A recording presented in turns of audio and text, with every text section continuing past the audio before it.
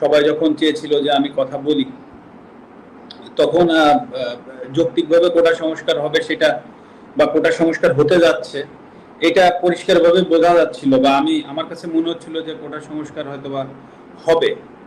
কিন্তু তারপরে যে ঘটনাগুলো ঘটতে থাকলো, তখন আসলে এমন একটা পরিস্থিতি হলো যে যখন সবাই চাচ্ছে যে আমি একটি স্ট্যাটাস দিই বা আমি পাশে থাকি, তো তখন আসলে পরিবেশটা এমন জায়গায় গিয়েছে যে আমার কাছে মনে হচ্ছিল যে আমি যদি এখন একটা স্ট্যাটাস দিই বা যে কোনো কিছু লিখি, তো সেইটাকে কেন্দ্র করে যদি আরো ম্যাসিভ বা আরো বড় কিছু হয়ে যায়, তা আসলে সেই জিনিসটা সামাল দেওয়ার অ্যাবিলিটি আমার আছে কিনা।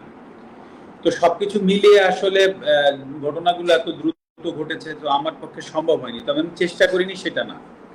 এবং আরেকটি বিষয় যে আমি যদি কথা, মানে আমি যদি স্ট্যাটাসের ভিতরে সীমাবদ্ধ থাকতে চাইনি, এটা সত্যি কথা।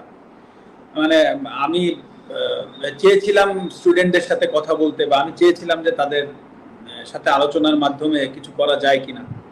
হ্যাঁ, কারণ আমি যদি একটা স্ট্যাটাস দিতাম, তাতে করে যা কিছু ঘটেছে, যা কিছু হয়েছে, তার তার থেকে কম হতো না।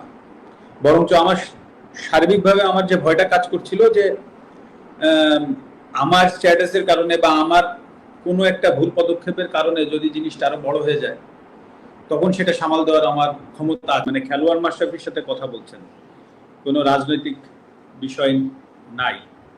তো প্রশ্নটাও আপনি করেছেন যে ক্রিকেটার হিসাবে আমি ব্যর্থ হয়েছি, সেটা আমিও অ্যাকসেপ্ট করেছি। এখন ক্রিকেটার হিসাবে যেটা আপনারা দেখেছেন সেটা হচ্ছে যে আমি খেলোয়াড় ছিলাম, খেলোয়াড় থেকে আমি ক্যাপ্টেন হয়েছি।